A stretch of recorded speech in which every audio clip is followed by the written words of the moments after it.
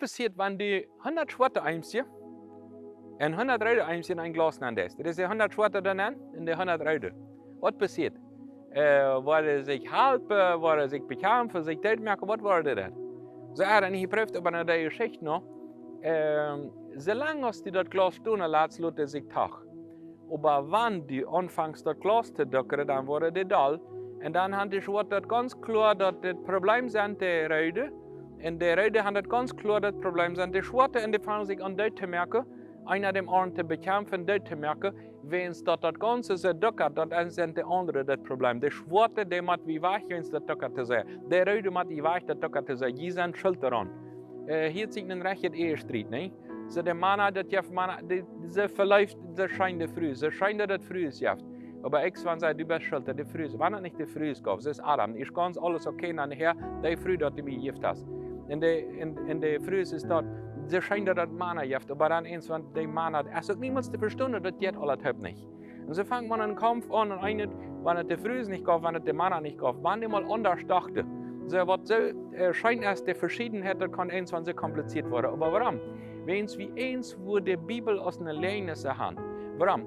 Die Bibel sagt in Epheser, Kapitel 6, Vers 12, sagt es, denn wir hatten nicht die Kämpfe mit Fleisch und Blut, sondern mit den Fürsten, mit Gewaltigen, mit allerhand Herren von dieser Welt, von dieser Welt, die da herrschen, aus bei sie jetzt da durch eine himmlische Zone.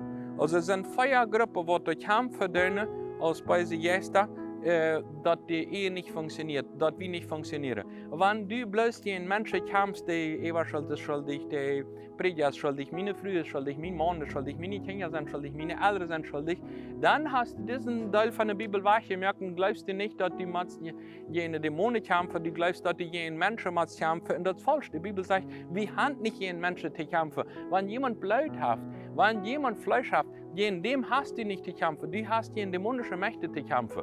Weil wir die Geschichte anders lassen. Also mit anderen wird nicht in der andere Eimste da werden, sondern die das Glas schädert. Aber wenn du nicht rühren kannst in Glas, dann ist das wichtig, dann mit dem, was dem Arm kann wegnehmen, dass der, was der Hand schädert. Also du kannst einfach zu Gott rufen, du wirst mal helfen, dass der einer ein Glas schädert, und wirst du mal helfen, dass das anders kann sein, dass der mal Tag lässt, dass wir mal wieder in Frieden leben können.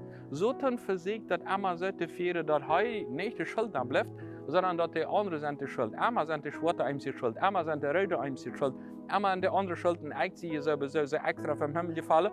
Mit mir ist das nicht so schlimm. Wenn alle würde so gut sein, dass ich, dann würde die Ehe funktionieren, dann würde die Familie funktionieren, dann würde unsere Kolonie funktionieren, dann würde die Gesellschaft funktionieren, dann würde unsere Gemeinde funktionieren. Aber wenn die anderen nicht so weit gekommen sind und so weit entwickelt, dass ich sehe, dann sollen die mal ändern, ich will so lange in den kämpfen, dass die da hinkommen, oder nicht? Was ist deine Einstellung? Glaubst du an diesen Text oder glaubst du an den Ich? Manche haben sich entschieden und sagt, nee, ich habe viel daran geglaubt und ich habe niemals diesen Text ins genommen. Epheser Kapitel 6 für mich funktioniert nicht in der Bibel. Wenn Gott das sagt, der weiß das nicht so gut, wenn es eigentlich weiter schuld ist bei meinem Partner. Der Partner kann von Gott gebraucht werden oder von beiden gebraucht werden, aber deswegen ist er nicht in dem zu kämpfen. Wenn manch einer würde das bitte begreifen in der Gesellschaft, dass wir nicht gegen den Menschen kämpfen, sondern gegen die Mächte des Finsternis, einfach mit Gebet das durchbrechen, mehr mit den Knäuel für sich aus dem Müll zu reilen, dann konnte manche Sachen ändern.